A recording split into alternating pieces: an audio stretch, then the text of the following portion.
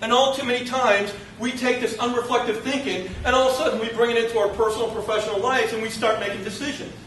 Here, case in point. You all drive cars, right? Duh. All right. You get on 83. You go up, 83. You go towards McAllen. What speed limit? 70. 73, 74, right? You're easing back. You got music going. You got the thumping and everything like that. And what happens to your mind? You're just cruising right along, right? You're just ghosting. Your mind's just on automatic. You ever think of that? You're in what, a half-ton vehicle. You got 18-wheelers passing you left and right. You got also many things going on in your vehicle and now, and your brain is just like. And you ever wonder all of a sudden the cop passes you, or someone in your mind kind of blurs and like, oh man, what happened? Why is this? Well, the reason being is your brain begins to process. It begins to automatically simply go into this mode to where it's going along. You don't spurn your thinking to get you out of that and be able to get yourself to be able to ask questions and become alert. And believe it or not, ladies and gentlemen, we use that automatic mode of thinking a lot of times in decisions. And a lot of them that are life impacting. We're just like, okay, let's get married. All right, it's okay. Well, let's buy that $40,000 Mustang GT. It's okay. I'll pay for it somehow. But we never really get into any type of thinking. Another one, another uninformed assumption. Hey, I'm here at college, post-secondary education. Man, I'm at an educational institution. I am learning critical thinking. You may not. What do you think I'm doing right now? What type of teaching do you think that I'm doing? I'm giving to you what is called as content. And now, I hate to say this sometimes, that us as faculty get into this position. I stand in front of my lectern and I spill forth content. Okay? Whether it be medical terminology, aviation, fundamentals of algebra. Okay, I'll get off it, guys. All right? But what am I doing? I'm spilling forth content. Do I ever get to a point to, instead of having you think about the content, I have you think about thinking? Oh, yeah. So all we do is we simply soak in that content and we try and rote memorize it. We try to memorize it. Come on. We've all done it before, right? We have all these big exams and it's like, oh, gosh. You gotta really cram for them, right? How many times have we done this? Thursday, Friday, your professor, your instructor says, all right, there's going to be a test Monday. Here are the items you need to test. You're like, oh, okay. You may take a couple of notes, you highlight. It's called the squeak process. I start talking, I hear squeak, squeak, squeak, squeak throughout the classroom. All right? And then bottom line is that you leave the classroom. Book bag goes into the car and seems to be the black hole of your car. It stays there. Until maybe you trip over Friday or Saturday. Maybe you bring it into the house and, of course, a little Chihuahua dog grabs it and drags it into your wherever. But the bottom line is that we completely forget about it. Saturday comes up, ooh, we got to go to the movies. Sunday, we'll go to church, and then it dawns on us at about 4 or 5 o'clock in the afternoon.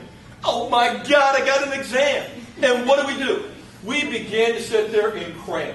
We cram. We take content, and it's almost imaginary because what do? You pick up your textbook and go, okay, she said this, and I take information and I simply start to pile it into my head. And I start to pile it into my short-term memory. And it goes nowhere else but that. Now, let's see how many crammers we got, even some professional ones. How late have we really crammed for an exam? Midnight?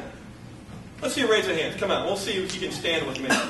2 o'clock, and if I start getting, further into the morning, just lower your hand if you don't. 12 midnight, right? Come on, keep your hands up. 2 o'clock in the morning. 3 o'clock in the morning. 5 o'clock in the morning. Yeah, here we go. 6 o'clock in the morning. 7 o'clock after a couple double espressos, and I pick myself up and get into my car. I'm still testing, I'm still looking at stuff as I get into the classroom. And the amazing thing is, if you walk into the classroom, it's like you're teetering all this content. And your friends come up to you and say, hey, how you doing? Shut up. Leave me alone. Your instructor comes up and says, okay, just shut up, just give me the Scantron. All right? And then inside of about maybe 10 to 20 minutes, you vomit all your content onto the Scantron. You walk out that door. Now, I know that seems kind of comical. Hey, I've done it myself. But bottom line is, if I brought you back 2 weeks later, gave you 2 pieces of paper, and asked you to give me the main concepts, the main purpose, and the main concepts and theories that was on that exam, could you do that? So what do we get into? We get into what we call is superficial thinking. We're simply riding the waves. You know, it's like this. Okay. Oh, I need this C. Ever thought about that?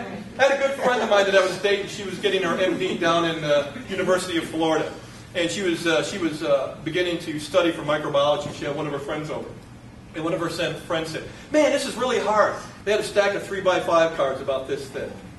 And they're sitting there going, man, they're studying. And one of her friends says, man, this is really hard. But my friend says, that's okay. C equals MD.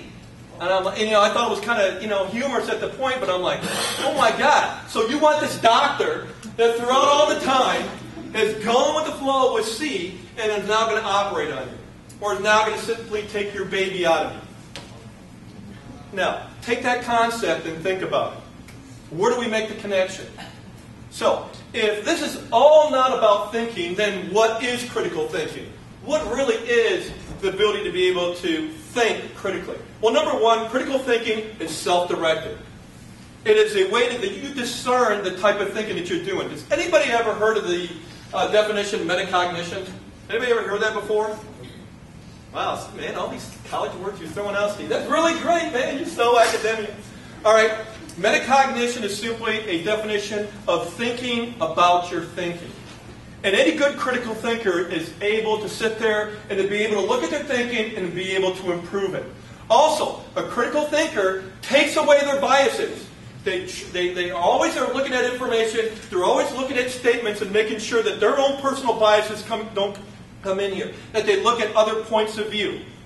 Okay? Because those are sometimes important. Also, too, is they're not afraid to question. Guys, I wish, and I'm going to talk about questioning here in a minute. You've got to be able to question. Just because someone says something, I'm up here in a nice three-piece suit, and all of a sudden they say, hey, the geese are going to fly south, about 1 million of them. Are you really going to take that as a factual statement? Where do you get into questioning? Where you simply say, where in the heck did you get that from? What part of source, what part of weather biological website did you pull that information from? And if I simply, well, I made that up. Does it really mean factual just because I'm standing here and I look authoritative? So we got to be able to question. We got to be able to sit there and discern and to be able to validate information. And ladies and gentlemen, in this day and age of internet and information coming at you at a million seconds, it's very important to look at information to be able to validate it if it's accurate or not. Now, I got everybody's attention. We know what critical thinking is. Believe it or not, I'm going to teach you a process to be able to improve your critical thinking. Bottom line is this. Remember now, is your thinking determines everything. Your thinking determines your fears, your successes, what you think is important, what you are learning, how it's going to impact on your future. Everything that you do on your thinking is very important. Now, the college here felt it was very important, and we actually came up with a definition of critical thinking. You could Google critical thinking and come up with a wide variety of definitions. However, the college came up with their own definition. Now, what I'd like for you to do is take a look at your handout here. And if you look down here at the lower left-hand corner, and grab your pencil or pen if you can, because this is our definition. Critical thinking is the ability for you as a student to engage. Could you do me a favor? Could you underline in the process, or the process of application, analysis, evaluation, interpretation, and synthesis. Now look, all these words are very important because they are what we call as the higher levels of learning. It's simply not knowledge and rote memory to where I'm going, okay, synthesis means this, synthesis means this. If I have to analyze, if I have to evaluate, I have to go up higher into my learning. Now the last part of the definition is simply this. In order to make an informed decision, would you underline informed decision? Remember when I talked about your type of thinking and the mode of thinking that we have? The way that we think and the decisions that you made? Look, you made a decision to come in here. Whether it be that your instructor says, you better get in there, I'll give you 5 points, or you're not doing anything. Or maybe you thought this was a very interesting topic to come in to listen to. You came in here and you sat at that seat for a purpose. And every time that you think, all the topics you're thinking of right now,